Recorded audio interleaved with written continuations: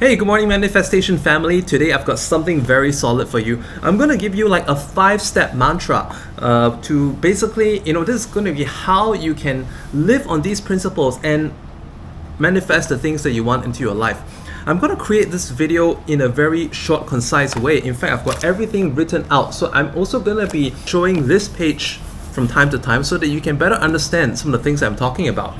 And create a manifestation list on your YouTube right now. Leave a like so that you can come back to this whenever you need that extra boost to get back on track again. Because a lot of this is really, I'm trying to help you to program a system into your way of life and basically help you to get the results that you want. Along with these 5 things, I'm going to be giving you like stories and anecdotes as well to help you to understand it better. And if there's anything that you do not understand, or perhaps you need a little bit more explanation, let me know in the comments down below so I can help you further on that in a future video. So the first thing, thoughts, beliefs, and feelings. What do they have got to do with each other? Previously, I mentioned in my videos, thoughts and beliefs form 2 sides of a lens. Thoughts and beliefs are like the Lego blocks that help us to see the world. And the next thing is feeling. Neville Goddard says feeling is the secret. And the reason why so many people cannot manifest the things that they want into their life is because they're just not feeling anything deeply enough.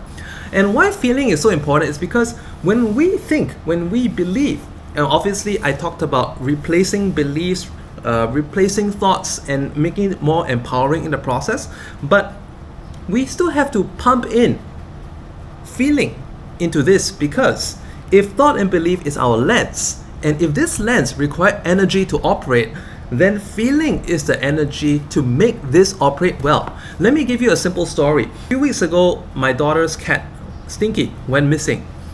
He went missing for days and we were all getting very distressed. The first few days, we went out several times a day in the neighborhood. We posted a neighborhood group. Whatever thing we tried to do was not yielding a result. And night by night, as I saw my daughter crying before her bedtime, because she's so used to the cat lying on top of her body before she sleeps, and seeing her in that way, crying herself to sleep, it broke my heart. And that gave me new resolve to try new things to locate Stinky. So one of those things was eventually to bring my dog around to sniff around the neighborhood. And through that, we actually we were able to cast away the possibility that he was eaten by a snake. Because I remembered how previously when my ex-wife had a Chihuahua that was eaten by a python in the neighborhood. There are pythons in my neighborhood, yeah. And for days, he would sniff the exact spot. He was not there at the incident, but he knew exactly where my wife's Chihuahua died, and he knew it. But when I brought him around the whole neighborhood, he did not behave in that same way. So I knew he was still alive. That made me step up the efforts. When I noticed that he would sniff closer to certain houses, I told those few houses that my dog has been spending a suspicious amount of time sniffing around your area, so please keep a lookout for my cat. And a day and a half later, a call came and we found him. When you have the thoughts and the beliefs that make the lens, you pump the feeling, which is the energy, into this lens. This lens can work more effectively to help you to find the best possible opportunities and ideas. When you pump it with this feeling, it gives it the energy to help you to see what you should do, which are your inspired action steps. Alright, so this leads to inspired action. Now, also leads us to point number 2. Never do tomorrow what you can do today. Never do tomorrow what you can do today. You will have ideas. I gotta make this video, I gotta send this email, I gotta Google for this particular thing, this random idea, I gotta go to this place, whatever. Act on it. You know why? Because if we do not, here's what's gonna happen. We're gonna forget. And when we forget, it's like it just disappeared to a different reality. It disappeared to our old reality, the reality that we're trying to move away from. Secondly, we're also going to rationalize. If we didn't forget, we're going to rationalize why we don't need to do this, why it's not going to make much of a difference whether we did it or not.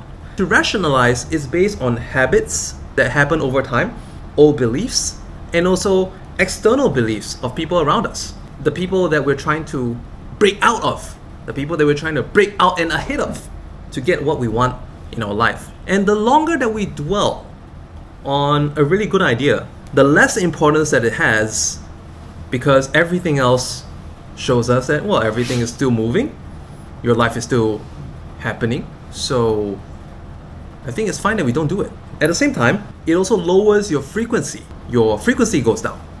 So in step 1, we're trying to tune our frequency through our thoughts, beliefs. We pump in the energy through feeling.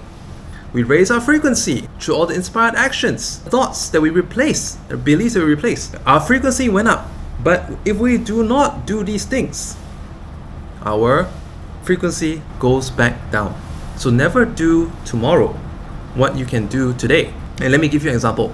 I never had very much luck with domestic help. You see my housemate in the house, in the background most of the time, right? So this maid has actually been the best so far, and I was surprised how little mental effort I had to put into it. But what I did well is that from the day that she came in, anything that she did well, I complimented. Anything that she didn't do well, I basically pointed out on the spot. I didn't leave any opportunity for it to fester, because in the past, what I used to do, the old me and my ex-wife would get so frustrated. It's like, well, this person has no initiative. Let's see, wait 2 or 3 more days if she figures out that she's doing a mistake. But then again, everyone's thoughts and beliefs, everyone's lens is different. And to them it's right, to us it's not right. So if we do not point it out to them, how are they supposed to know? Through practicing this different approach, never doing tomorrow what I can do today, I actually had a very good hire this time round for domestic help. And also that's the perfect meal plan for me as well, to eat healthy and support my healthy lifestyle. Point number 3, constant calibration, conscious creation. Constant calibration is also conscious creation. Okay, picture this. When you inflate the tires on your car, over a period of time, sometimes there could be some micro leaks, sometimes it could be because you hit the sidewalk, some air got released, and over time you find that your steering is crooked, it goes to one side. Constant calibration is to check your tire pressure every few tanks of fuel to see that the front tires are both inflated the same amount, the rear tires inflated the same amount, and if everything is okay, then your car should be able to run quite straight. If not, then it's a steering alignment issue and you got to get that fixed. So this is the constant calibration that we got to do. If there were no road lines and if we had no perception, obviously we won't know that if we let go of a steering wheel, we're going off course. We have to consciously make choices to see that we're on the correct path. And how do we consciously calibrate ourselves? How do we consciously create? So basically, this is how we start our day. I have a video on how we start our day for manifestation. First thing in the morning, my computer is right here because I'm looking at the content. What kind of daily content? I always start my day with solid content.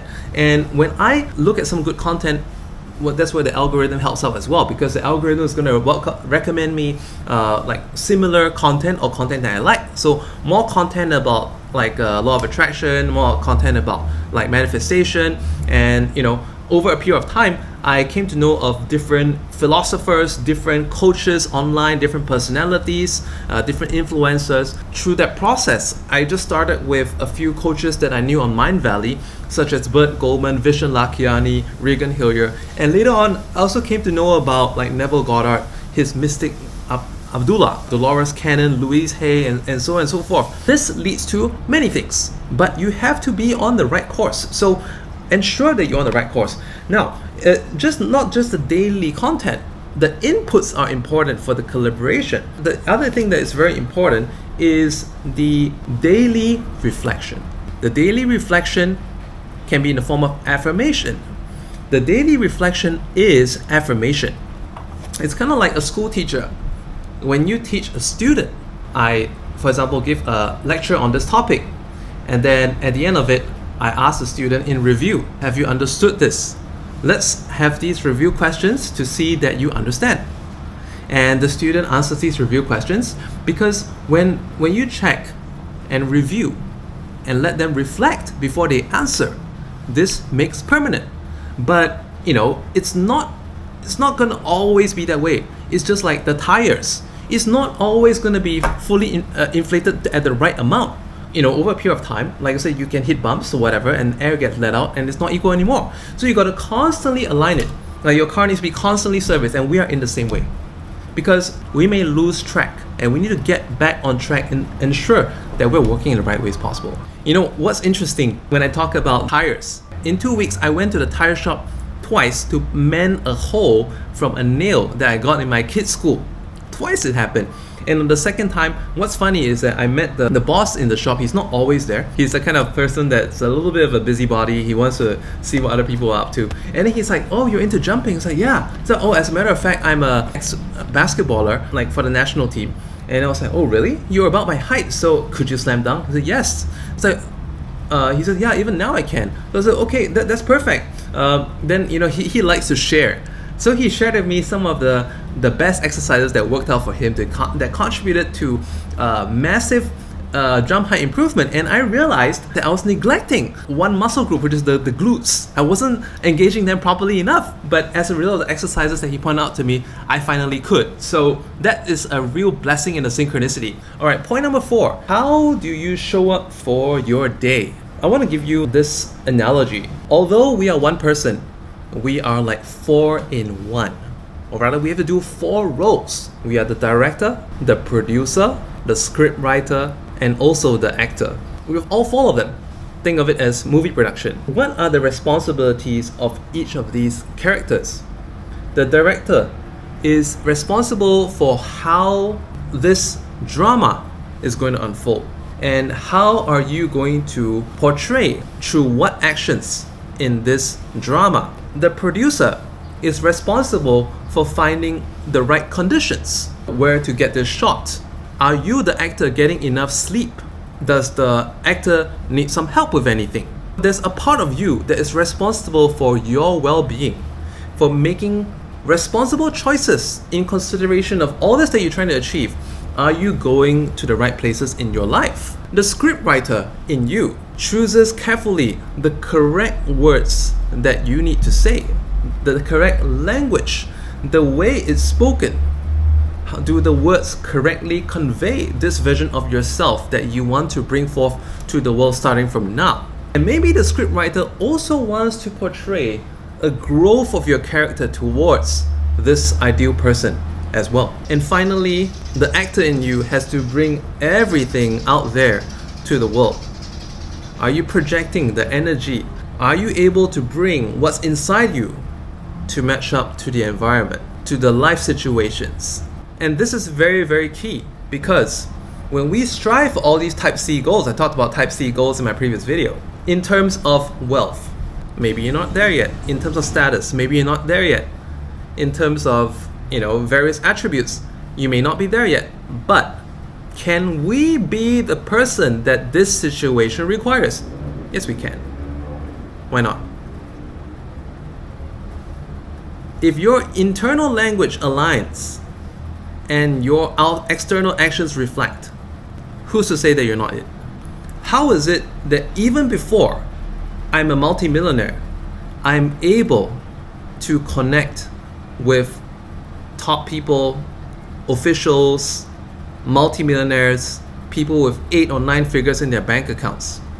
Because the director, producer, scriptwriter, and the actor in me was able to convey all these things. And in acting, there's also something called method acting. You become the Emmy Award, Golden Globe Award actor that bags it because they did such a great performance. Like, everyone likes to talk about the Heath Ledger Joker, how that was the best. The final point here is to leave evidence. Leave evidence. Every day is a new slate. Every day is a fresh canvas. But you can leave evidence for tomorrow by bearing witness today. Like I said, when you reflect, you reaffirm. And you bear witness. That can be in the form of a journal, it can be a form of vlog. Track your own progress. Why I like making these videos is that, when I go back and check out my videos from, like, let's say 6 months ago, a year ago, 2 years ago, it's like, wow, was that me? What a path I've come along.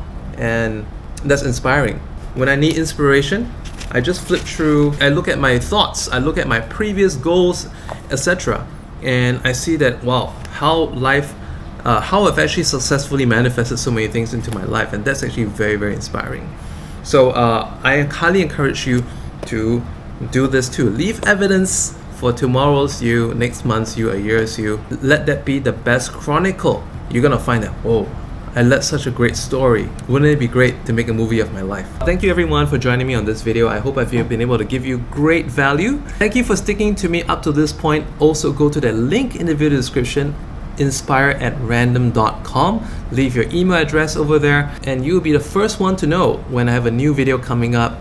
And I'm also going to be like putting out an ebook. It's going to be about manifestation, so you can download it and basically start practicing these things, because I know some of you, although you like watching videos, sometimes to be able to read something as well helps to reinforce a lot better. I'm going to be putting out better and better content. A lot of people have been asking me about courses and stuff. I am seriously looking at it, but anyway, support me by leaving your email address in my website, inspire@random.com. Thank you very much. Do subscribe.